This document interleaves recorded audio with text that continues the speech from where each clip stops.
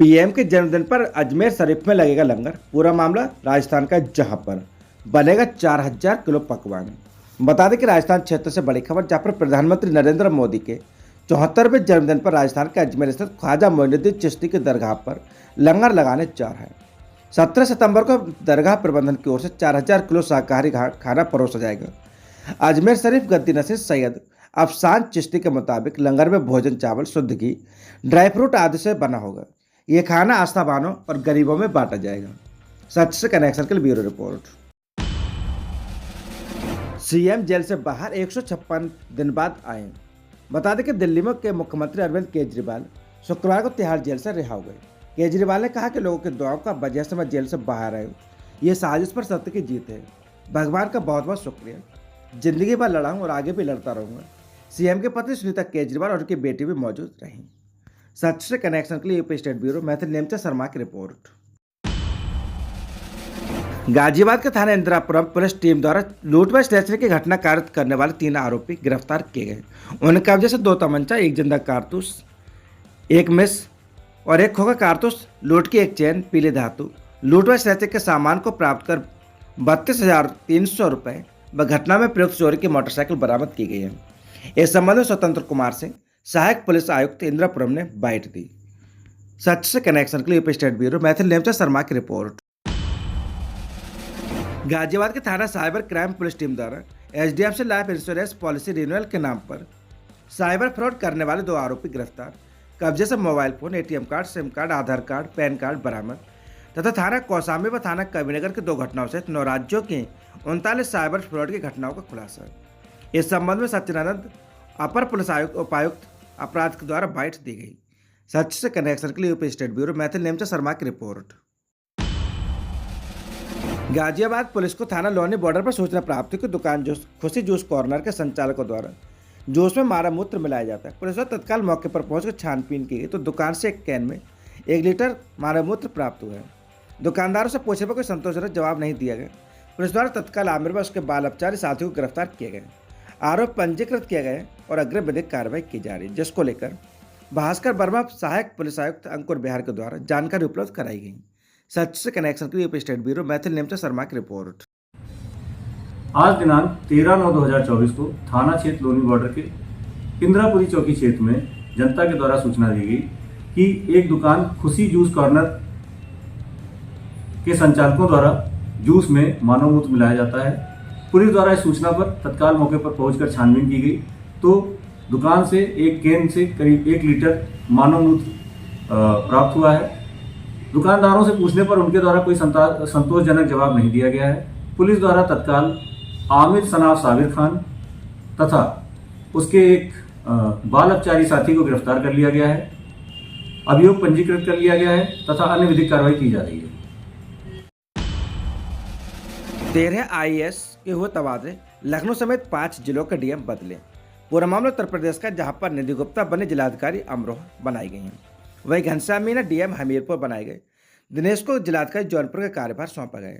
वहीं रविंद्र मंडेर डीएम प्रयागराज बनाए गए हैं। अरविंद बंगारी जिलाधिकारी आगरा बने। नवनीत चहल डीएम आजमगढ़ बनाए गए। अरविंद चौहान डीएम शामली बनाए गए। अरविंद मलप्पा बंगारी डीएम आगरा बने। भानुचंद्र गोस्वामी को राहत आयुक्त बनाए गए। सीपी सिंह लखनऊ के नए जिलाधिकारी बने। वहीं रविंद्र सिंह फतेहपुर के डीएम बनाए गए हैं। सच से कनेक्शन के लिए स्टेट ब्यूरो मैथिल नेमचा शर्मा की रिपोर्ट। राज्यपाल झारखंड संतोष गंगवार ने बरेली में संत श्री सुधांशु जी महाराज से लिया आशीर्वाद। आदिवासी पब्लिक स्कूल रुक्का खूंटी को सुदृढ़ बनाने पर हुआ विचार विमर्श।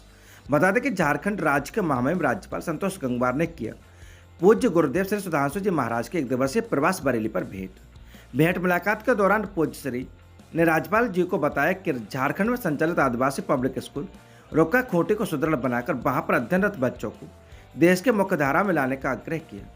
इस अवसर पर उत्तर प्रदेश सरकार के वन मंत्री डॉक्टर अरुण सक्सेना एवं बीजेपी के प्रदेश उपाध्यक्ष चंद्रमोहन भी मौजूद रहे। भेंट मुलाकात के दौरान विश्व जागृति मिशन के केंद्रीय अधिकारी राजकुमार अरोड़ा, मनोज शास्त्री, बरेली मंडल के प्रधान देवेंद्र खंडेलवाल तथा महामंत्री पवन अरोड़ा, संदीप मेहरा, संजय गर्ग, राजकुमार चोपड़ा, महेंद्र गंगवार, नूतन मिश्रा, आरबी सिंह, नरेंद्रनाथ खुराना, वेद अरोड़ा, शुभम सिंह मौजूद रहे। सच से कनेक्शन के लिए यूपी स्टेट ब्यूरो मैथिल नेमचा शर्मा की रिपोर्ट। माकपा महासचिव कॉमरेड सीताराम येचुरी की अंतिम यात्रा में दर्शन के लिए उमड़ा जनसैलाब। पूरा मामला नोएडा का, जहां पर भारत की कम्युनिस्ट पार्टी के राष्ट्रीय महासचिव पूर्व सांसद कॉमरेड सीताराम येचुरी की विदाई दी गई, जहां पर उनके अंतिम दर्शन के लिए पार्टी मुख्यालय एकेजी भवन नई दिल्ली पर पार्टी व जन संगठनों एवं विभिन्न राजनीतिक दलों के नेताओं और समर्थकों चाहने वालों का जनसैलाब उमड़ पड़ा। लोगों ने कॉमरेड सीताराम येचुरी अमर रहे, कॉमरेड सीताराम को लाल सलाम, कॉमरेड सीताराम यह पैगाम जारी रखना, संग्राम के गगनभेदी नारों के साथ नम आंखों से उन्हें अंतिम विदाई दी गई।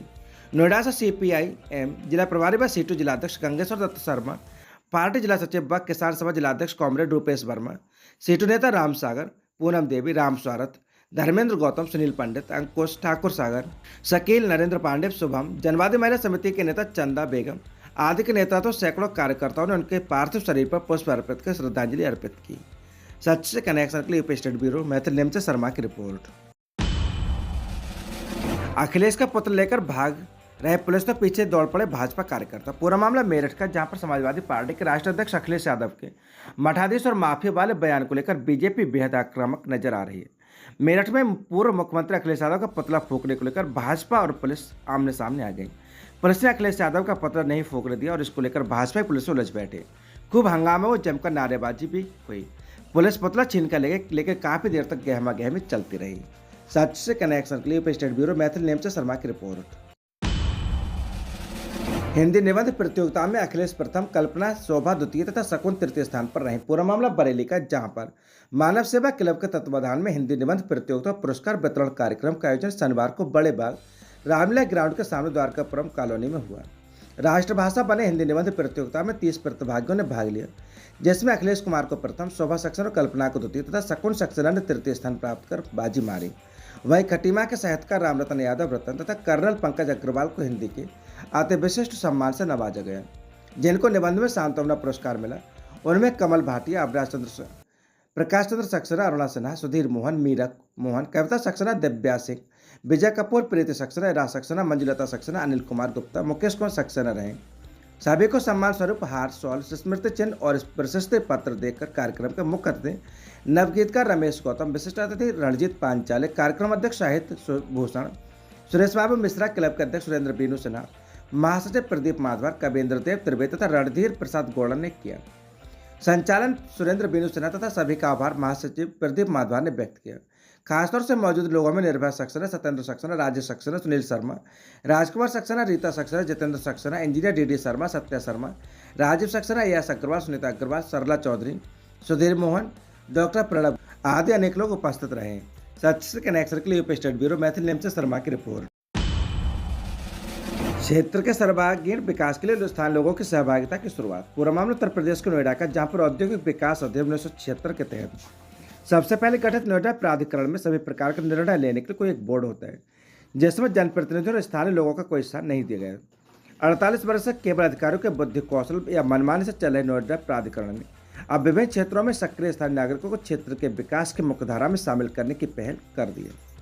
शनिवार को प्राधिकरण के मुख्य कार्यपालक अधिकारी डॉक्टर लोकेश सैम ने ऐसे 8 दर्जन से अधिक लोगों के साथ बैठक कर भविष्य की योजनाओं पर न केवल चर्चा की बल्कि उनकी सहभागिता भी तय कर दी। नोएडा प्राधिकरण के इतिहास में संभवतः पहली बार निश्चित दायरे से निकलकर क्षेत्र की अभिस्थापना और नगरीय सुविधाओं को लेकर आज एक अहम बैठक आयोजित की गई। इस बैठक का महत्व इस बात से आका जा सकता है कि स्वयं मुख्य कार्यपालक अधिकारी डॉक्टर लोकेश सैम ने प्राधिकरण क्षेत्र के ऐसे लोगों को आमंत्रित किया जो विधि, समाज सेवा, उद्योग आदि विभिन्न क्षेत्रों में महत्वपूर्ण भूमिका निभा रहे हैं। ये लोग थे मदन लाल, गोविंद लाल, श्रीमती मरियम अली, रंजन तोमर, विपिन मलहन, डॉक्टर आलोक सिंह, अभिष्ट कुसुम गुप्ता, योगेश शर्मा और केहर सिंह। सीईओ ने इन लोगों से खेल, कला, जल संकाय, आवार और पालतू जानवरों के संरक्षण आदि विषयों पर विस्तार से चर्चा की। विभिन्न खेलों की सुविधा विकसित करने के लिए इन्हीं लोगों से भारतीय खेल विकास प्राधिकरण से संपर्क करने तथा स्टेडियम को स्वयं सक्षम बनाने के लिए सुझाव देने का भी कहा गया। निजी लोगों अथवा संस्था द्वारा चलाए जा रहे डॉग शेल्टरों में मिल रही अनियमितताओं की शिकायत के चलते इनकी निरंतर निगरानी करने का निर्णय भी लिया गया। उल्लेखनीय कि यूपी इंडस्ट्रियल डेवलपमेंट एक्ट 1976 के तहत गठित सभी विकास प्राधिकरणों को उनके लिए अधिसूचित क्षेत्र के समग्र विकास और नगरीय सुविधाओं की जिम्मेदारी तो दी गई, परंतु इसके लिए नागरिकों या जनप्रतिनिधियों को कोई भूमिका नहीं दी गई। हालांकि एक उपबंध के द्वारा प्राधिकरण बोर्ड में 4 नागरिकों को सदस्य मनोनीत किया जा सकता है, परंतु अधिकारियों द्वारा ऐसा कभी नहीं किया जाता है। नोएडा प्राधिकरण के वर्तमान मुख्य कार्यपालक अधिकारी डॉक्टर लोकेश सैम के द्वारा की जा रही यह पहल न केवल स्वागत योग्य बल्कि अन्य प्राधिकरणों के लिए भी एक नजीर बन सकती है। सच से कनेक्शन के लिए स्टेट ब्यूरो मैथिल नेम से शर्मा की रिपोर्ट।